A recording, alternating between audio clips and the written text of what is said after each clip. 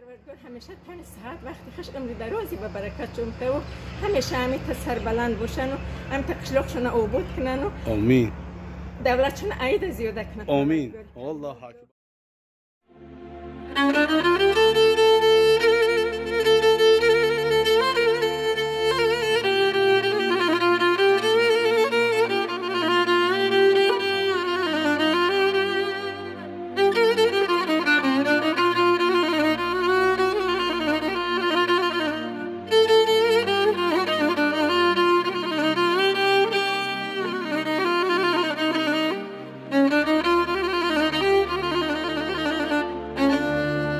نه ای بدخشانم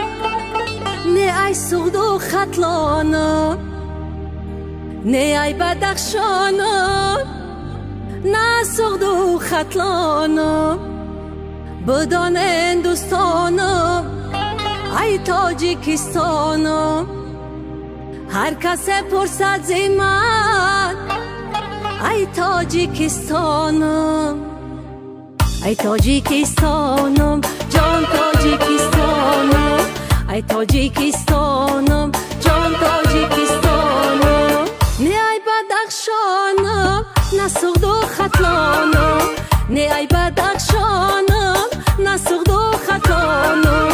بدان هندوستانم ای تاجیکستانم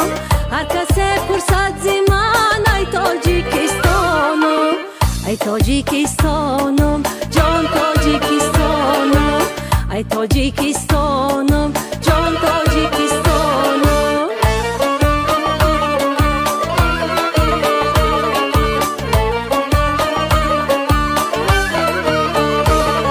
گلای سری کوسار و کوهستانم منه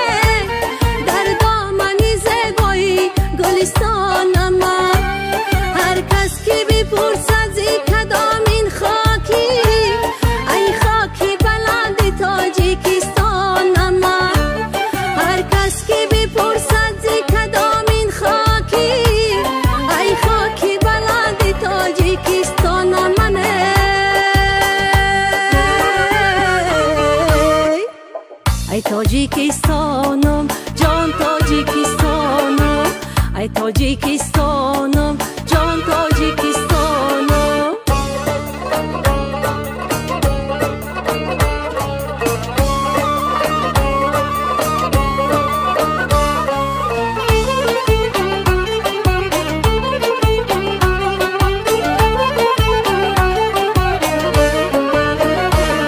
تاجیک منم تاجیکستان وطنم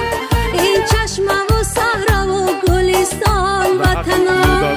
خواهی وطنم به چشمی بدخواهی وطن ور هم وطنی غریب پزمان وطنم خواهی وطنم به چشمی بدخواهی وطن ور هم وطنی غریب پزمان وطنم